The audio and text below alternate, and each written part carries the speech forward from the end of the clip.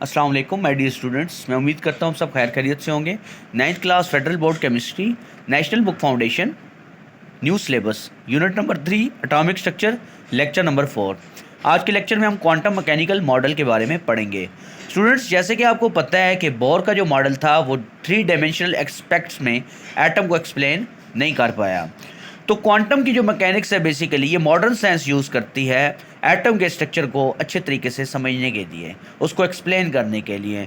और quantum mechanics जो है वो एक्सप्लेन करती है कि इलेक्ट्रॉन किस तरीके से वेव और पार्टिकल नेचर को शो करता है।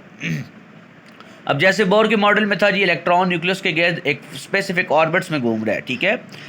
और प्रोबेबिलिटी के रीजन्स जो हैं जहाँ पर इलेक्ट्रॉन की फाइंडिंग जो है वो हम देख रहे होते हैं कि न्यूक्लियस के गिर्द इलेक्ट्रॉन जो है वो ख़ास स्पेसिफिक ऑर्बिट में घूम रहा होता है। लेकिन क्वांटम मैकेनिकल मॉडल जो है वो डिफाइन करता है probability regions instead of orbit, वो ऑर्बिटल्स को प्रीफर करता है।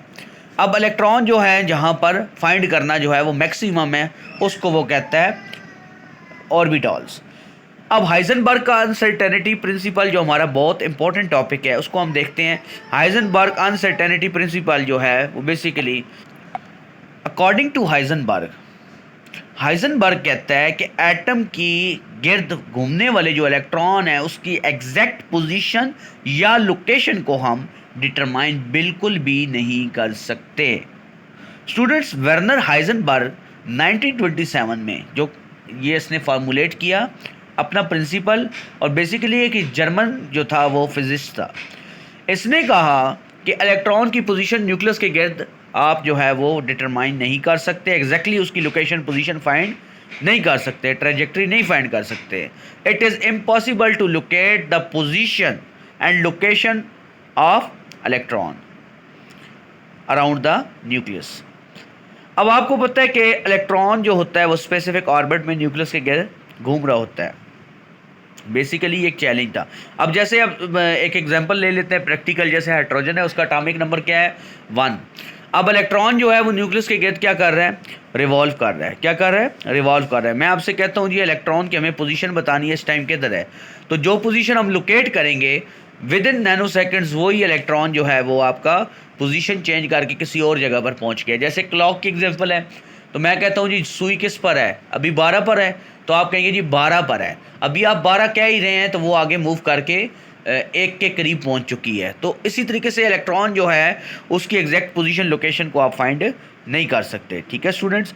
अब बेसिकली ये जो कंटिन्यूस रेपिटेशन है ना इलेक्ट्रॉन की न्यूक्लियस के गिर्द रिवॉल्वमेंट हो रही है, ये बेसिकली एक 3 डायमेंशनल मैप हमें बताता है। 3 डायमेंशनल मैप जो है वो बताता है कि इलेक्ट्रॉन की एक्सपेक्टेशन कहाँ है, वो इस टाइम कहाँ पर मौजूद है, लेकिन श्योरिटी नहीं है कि इलेक्ट्रॉन कहाँ पर मौजूद होने वाला है।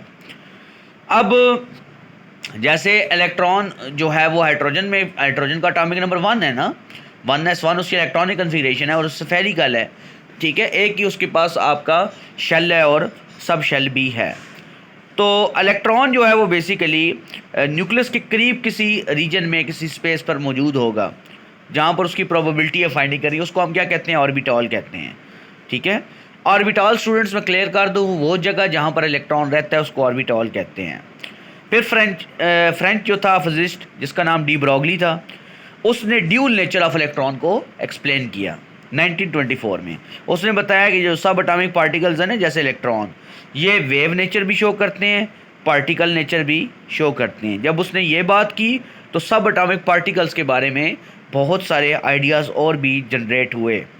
इस कंसेप्ट ने क्वांटम मैकेनिक्स की जो डेवलपमेंट है उसमें बहुत बहुत अहम किरदार अदा किया है स्टूडेंट्स। इसके अलावा फिर डेविसन जो कि एक जर्मन था 1927 में, उसने प्रैक्टिकली एक्सपेरिमेंटली ये बात कंफर्म की कि जो डी ब्रॉगली का हाइपोथेसिस था ना कि इलेक्ट्रॉन जो है वो ड्यूल नेचर शो करता है, वेव नेचर भी और पार्टिकल नेचर भी शो करता है, तो वो बिल्कुल आपके पास क्या था, क्लियर था, बिल्कुल ठीक था।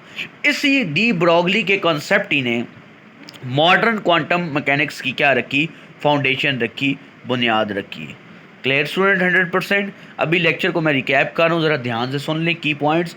आज का लेक्चर जो था वो बेसिकली हमने पढ़ा क्वांटम मैकेनिकल मॉडल। चूँकि बोर का मॉडल जो था वो 3D एटम का स्ट्रक्चर नहीं बता पाया था, और ये मॉडर्न साइंसेस ने यूज़ किया था क्वांटम मैकेनिक्स को समझने के लिए, ठीक है, वेव और पार्टिकल्स नेचर एटम की समझने के लिए। तो ऑर्बिट के बजाय वो कहते हैं जी कि ऑर्बिटल, वो स्पेस जहाँ पे इलेक्ट्रॉन रहता है उसको ऑर्बिटल का नाम दिया गया। हाइजेनबर्ग जो कि एक जर्मन फिजिस्ट था, वर्नर हाइजेनबर्ग, उसने 1927 में अपना अनसर्टेनिटी प्रिंसिपल दिया, और उसके प्रिंसिपल के मुताबिक इलेक्ट्रॉन जो है वो उसकी एग्जैक्ट लोकेशन जो है, ट्रेजेक्ट्री, वो आप मतलब एटम के गिर्द जो सेंटर में न्यूक्लियस है उसके गिर्द इलेक्ट्रॉन जो है उसकी एग्जैक्ट लोकेशन पोजीशन आप नहीं फाइंड कर सकते। जैसे मैंने आपको हाइड्रोजन की एग्जांपल दी, प्रैक्टिकली मैंने आपको क्लॉक की एग्जांपल दे दी, ठीक है। इसके अलावा स्टूडेंट्स फिर मैंने बात की कि आपके पास डी ब्रॉगली की बात आई थी, लियोस डी ब्रॉगली जो कि फ्रेंच फिजिस्ट था, कि 1924 में उसने ड्यूल नेचर ऑफ इलेक्ट्रॉन को एक्सप्लेन किया था, सब एटॉमिक पार्टिकल्स इलेक्ट्रॉन को एक्सप्लेन किया था कि एटम आपके पास जो इलेक्ट्रॉन वेव नेचर भी शो करता है और पार्टिकल नेचर भी शो करता है। इसी के कॉन्सेप्ट ने ही क्वांटम मैकेनिक्स में बुनियाद रखी। फिर डेविसन जो था उसने एक्सपेरिमेंटली डी ब्रॉगली को का जो कंसेप्ट था कि इलेक्ट्रॉन वेव नेचर भी है और पार्टिकल नेचर भी है उसको कंफर्म किया एक्सपेरिमेंट करके, एक्सपेरिमेंटली प्रूफ किया। तो स्टूडेंट्स यहाँ पर बहुत सारे शॉर्ट क्वेश्चंस आते हैं कि हाइजेनबर्ग अनसर्टेनिटी प्रिंसिपल कैसे आया, ठीक है। तो आप कह सकते हैं कि बोर 3D नहीं बता पाया इस वजह से, और इसका मोटिव क्या था, बेसिकली क्यों पेश किया गया, ठीक है। मॉडर्न साइंस ने इसको यूज़ किया क्वांटम मैकेनिक्स को समझने के लिए। फिर हाइजेनबर्ग अनसर्टेनिटी प्रिंसिपल की डेफिनेशन आ गई, फिर उसकी एग्जांपल्स आ जाएंगी, ठीक है। डी ब्रॉगली का क्या कंसेप्ट था, और डेविसन जो था उसने उसका पॉइंट ऑफ व्यू क्या था डी ब्रॉगली के बारे में। तो ये था स्टूडेंट मेरा इंतहाई इंपॉर्टेंट कंसेप्चुअल लेक्चर। उम्मीद करता हूँ आपको 100% तैयार हो गया होगा। In case of any confusion feel free to ask in the comment section, you will be answer very quickly. Channel subscribe कर लीजिए, बेल आइकन को क्लिक करना हरगिज़ ना भूलिएगा, ताकि मेरे आने वाले तमाम लेक्चर्स जो हैं वो आपको टाइमली मिल सकें। तो स्टूडेंट्स मिलते हैं नेक्स्ट लेक्चर में, तब तक के लिए इजाज़त दीजिए अपने सर को। अस्सलामु अलैकुम।